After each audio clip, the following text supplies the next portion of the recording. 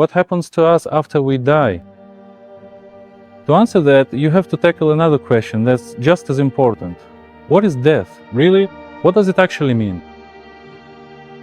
Because the answer that seems obvious to most people is actually misleading. It all depends on who you ask. Followers of some Eastern traditions believe death is just another link in the chain of rebirth.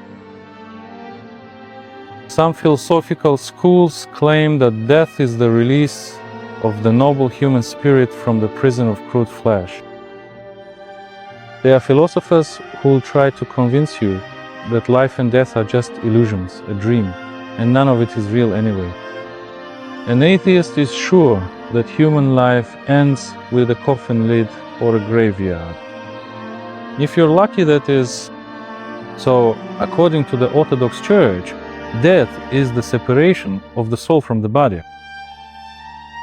Orthodox believers often swap the word death for falling asleep, meaning a kind of sleep. Every one of our bodies will fall into this sleep and get buried in the ground, while the soul moves on to a completely different world. What's waiting for us on the other side? What will our death and our falling asleep actually be like?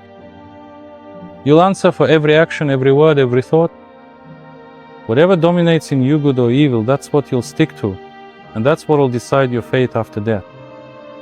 If you aim for Christ, lived with Him, followed His commandments, He won't turn you away. But if He was a stranger to us, that's how it'll stay after death. Deeds matter, but in the end, we're not saved by what we do or saved by a gift. God's mercy, Christ's sacrifice. But only someone who actually values the gift and, more importantly, the giver can accept it.